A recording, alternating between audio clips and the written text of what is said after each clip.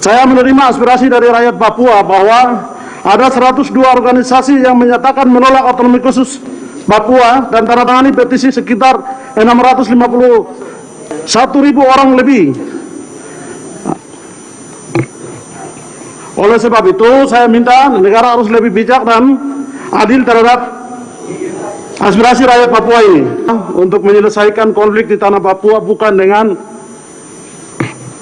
kebijakan pemekaran Provinsi Papua menjadi 5 atau 6.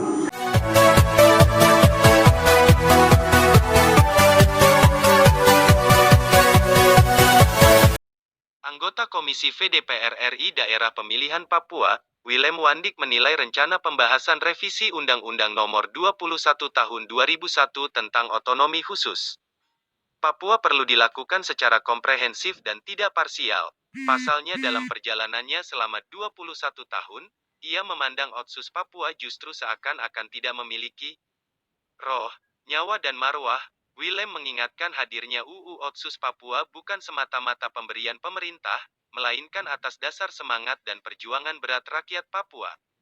Menurutnya, Otsus Papua dihadirkan sebagai jalan tengah terkait persoalan yang ada di Papua. Kami hadir bersama NKRI juga karena peristiwa, ada historis yang saling berkaitan, punya sebab akibat yang memiliki dampak jangka panjang, yang mewarisi peristiwa demi peristiwa, kekerasan terhadap kehidupan warga sipil, konflik bersenjata, yang hingga hari ini terus berlanjut di tanah Papua, ungkap dalam interupsinya pada rapat paripurna DPR RI di Senayan, Jakarta, Rabu, tanggal 10 Februari tahun 2021, lebih lanjut, politisi fraksi Partai Demokrat ini mengatakan, pembahasan RUU Otsus Papua dimaknai sebagai solusi ketatanegaraan dan kedaulatan Indonesia, sehingga tidak bisa secara parsial. Oleh karena itu dalam pembentukan Pansus Otsus Papua ini, walaupun ini masuk dalam inisiatif pemerintah akan tetapi diharapkan supaya pembahasan Otsus ini lebih diperhatikan secara komprehensif, tidak secara parsial. Saya kira kita cukup memiliki waktu selama 3 tahun ke depan, imbunya. Sebelumnya, anggota DPR RI John C.V. Mirin dalam interupsinya mengatakan penyelesaian konflik di Papua bukan dengan kebijakan pemekaran Provinsi Papua. Hal itu disampaikannya menanggapi wacana pemekaran Papua dalam revisi UU Otsus Nomor 21 Tahun 2001. Pemekaran Papua dimaksudkan untuk mempercepat pembangunan di Papua.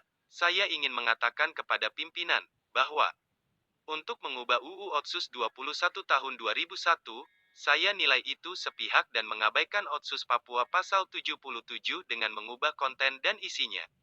Tidak bijaksana, dan ini saya rasa tindakan diskriminatif dan oleh sebab itu saya minta kepada pimpinan bahwa dalam amandemen UU Otsus ini, ia harus dikembalikan sesuai dengan Otsus Papua pasal 77, ungkap John. Untuk diketahui pasal 77 UU Otsus Papua menyatakan, usul perubahan atas undang-undang ini dapat diajukan oleh rakyat Provinsi Papua melalui MRP dan DPRP kepada DPR atau pemerintah sesuai dengan peraturan perundang-undangan. Dirinya juga menerima aspirasi dari rakyat Papua, yakni ada 102 organisasi yang menyatakan menolak revisi Otsus Papua. Sebanyak 651.000 orang juga telah menandatangani petisi penolakan pembahasan revisi Otsus Papua. Oleh sebab itu saya minta negara harus lebih bijak dan adil terhadap aspirasi rakyat Papua ini, tegas legislator Dapil Papua tersebut, NS.